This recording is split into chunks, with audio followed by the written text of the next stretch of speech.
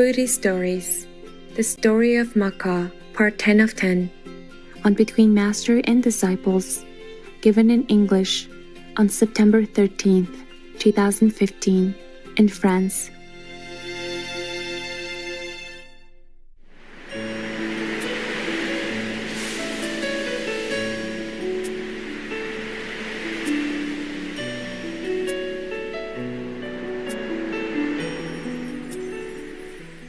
Whenever we have a lecture in assemblies like this, they always come around.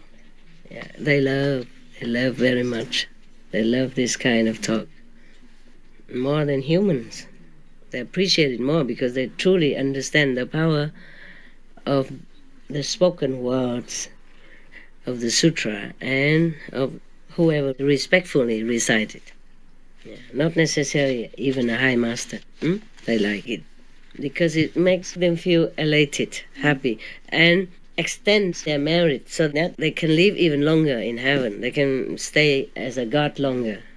So that the flowers on their heads will not wither so quickly. They won't die that quick. Yeah? And they have more power, more youth, more vigor, more happiness. Not because of that, but they respect the holy words of the ancient masters or present masters. Yeah. That's why sometimes you saw our whole place is radiant with golden light, bright rainbow light, because the gods, they throw in light, they throw in flowers in the form of what we see as light, just to make offering. Yeah. Sometimes they have music. So sometimes in such assembly or after this discourse, you hear your inner sound becomes louder. Yeah, because of their blessing. They're joyful. Their joy that infuses the atmosphere with more energetic power and happiness. Understand? More concentration for you, so that you can hear better, even if you were deaf. I mean spiritually deaf. So the Matali, his driver, said, they are Garuda birds, sire. Why are they crying? Sire, they cry because they hear the sound of the chariot and they fear that they will be crushed to death. Couldn't they fly away? So the Sakra god said to his driver, "Oh, we should be careful so that such a numerous host will not perish, or be crushed by the impact of the chariot." Oh, I guess they couldn't fly quickly enough because the chariot is faster than them. Number one. Number two, the chariot, you know how many, tens or 50 miles long in length and etc. And then imagine how big it is. It's probably fill up the sky if they came here, if we can see it. Yeah, but they will make it smaller if the space is smaller. But the thing is, in heaven they just keep as is. And if the flock of birds is nearby there, they're probably too fast to try to avoid it. So let not so numerous a host perish, crushed by the impact of the chariot because of me alone, he said. Sakra, yeah. Cause the chariot to turn back. U-turn.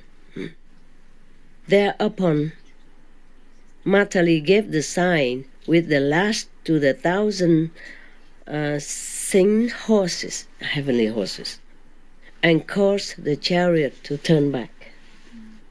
When the Asuras saw that the chariot had turned back abruptly, they said, "Oh, Sakra started out in flight from the city of the Asuras, but has just caused his chariot to turn back.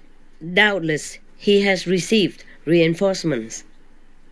So the Asura was frightened, thinking that he was having backup coming, because he suddenly abruptly turned, It's not likely why anyone would do that.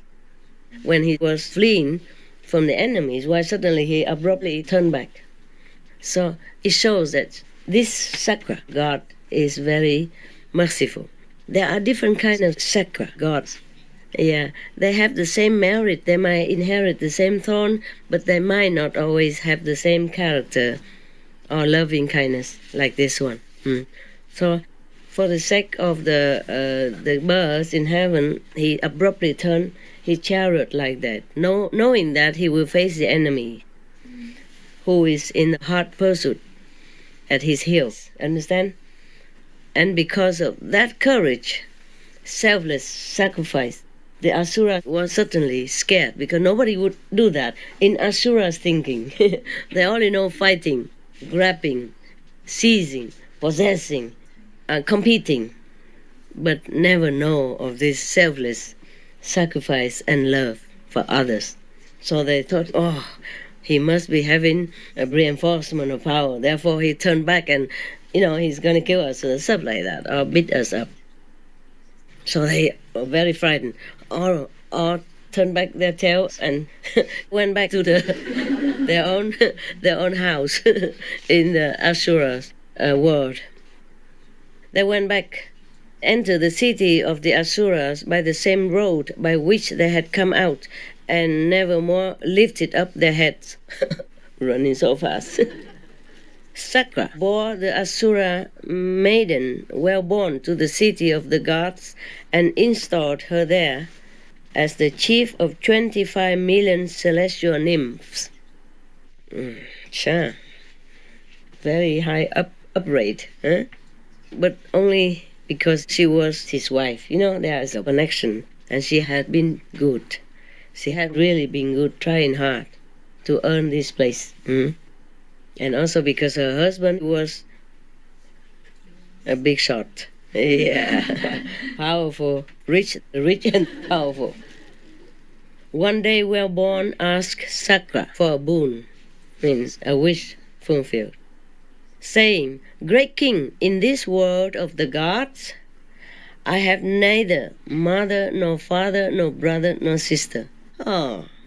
In heaven and you still need all that? Because she was lifted up by him. You see, therefore, it's not the real realization of goodness. Thus, she probably still thought of mundane stuff. So it sounds familiar to me. People come, to retreat, but, yeah? Okay, you know already, so I don't tell you. It's also familiar to some of you, huh? You know what I mean? All right. Please, therefore, take me with you wherever you go. Good excuse to cling to the husband. Yeah. Very well, replied Sakra, promising to do for her as she had asked. Thenceforth, when the tree that is called Pie Trumpet Flower blooms, the Asuras cry out, "Now is the time when our heavenly coral tree blooms," and straightway they sally forth to attack Sakra. Therefore Sakra posted a guard to defend the Nagas in the sea below, and likewise afforded protection to the Supanas and the Kumbhandas and the Yakshas, and likewise to the 4 great kings. And overall, for the purpose of averting disaster, he placed before the gates of the city of the gods images of Indra bearing the thunderbolt in his hands, the statues of Indra. When the Asuras, after defeating the Nagas and other supernatural beings, approach the city of the gods and see the images of Indra, they cry out, Indra, powerful god, they cry out, "Sakra has made a sally." A sally, I don't know what that is. Statues, I guess. And flee away. Just an image of Indra is enough to frighten all these Asuras because he is powerful. So powerful. This is the end of the story of the past. Not yet. There's a few more words. Thus, Mahali, Prince Magha adopted the way of heedfulness, means one-pointedness, concentration, one-pointed contemplation, Because he was so heedful, he obtained such sovereignty, so exalted, and came to rule over the two worlds of the gods. Heedfulness is praised by the Buddhas and by others likewise, for it is through heedfulness that all attain the higher attainments, both those that are worldly and those that transcend all worlds. So saying, he pronounced the following stanza. Oh God, I hope this is not a continuation. I don't think so. He heard. Buddha recited 4 stanzas. A stanza. Heedfulness is always praised. Heedlessness is ever blamed. By heedfulness did Magha go to the lordship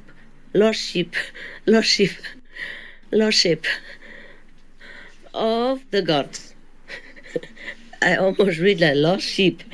I mean, it's always similar, and I'm tired also. Okay, it's the end. I mean, whatever, if it's not the end, I end it here.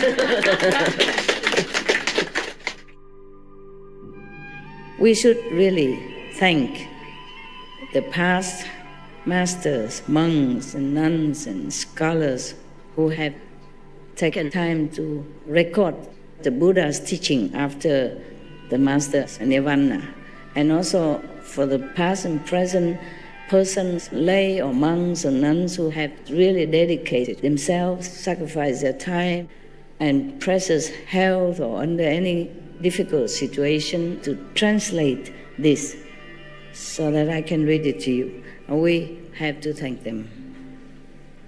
And may they be blessed forever by all the Buddhas, past, present, and future.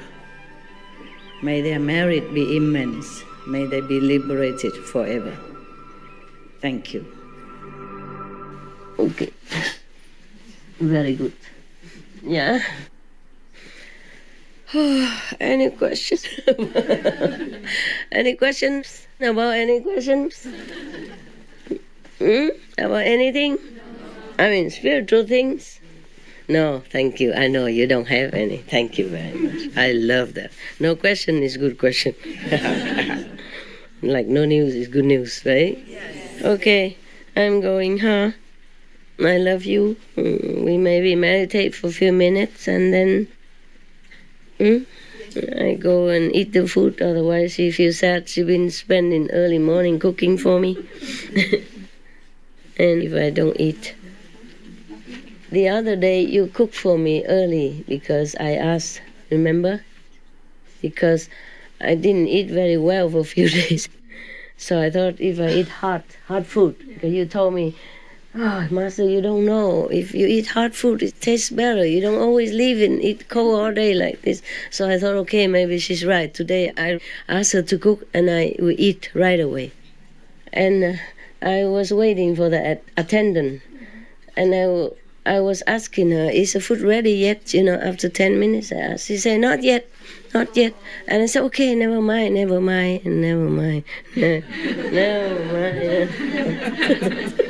And I didn't even know. And when I woke up, it's many hours past already, and the food's gone cold again. Sorry. I did try. I did listen to your advice, and I did try. But just waiting for 10, 15 minutes, I collapsed meanwhile. I didn't know anything, truly. So I ate cold again. So maybe it's just my destiny to eat cold. Even if I try, I can't. All right, huh? Yeah. But I told you make it simple. Yes. But you always, no, you make more than what I asked. I say just some spring roll and don't even need salad because I have some salad left over. No, you made bigger bowl of salad, new. Of course she's kind. She think, oh, why Master have to eat old and maybe rotten here and there. So she made a new salad. And by the way, just a little more fried sticky rice, it won't hurt her. And by the way, just a little more soup, it won't hurt her either. And by the way, Actually, I make it in 10 minutes, but she had to wait for something else. Oh, yeah? Yeah. Okay, I don't know, more or less. And then, this is the thing. Yeah, this is my destiny, I told you. Nhiều khi đi nó cũng hơi không ổn nha. Hãy nằm xuống là luôn rồi á. Không sao đâu, chết chóc gì đâu. Đâu mà có phước báo lớn như chết lẹ vậy, hiểu chưa? Thôi quý vị, thôi ai go nha. You meditate, okay? I will meditate. I need to go take something for the stomach. I feel sour. Cảm ơn quý vị nha. Cảm ơn mấy doctor, mấy bà bác sĩ.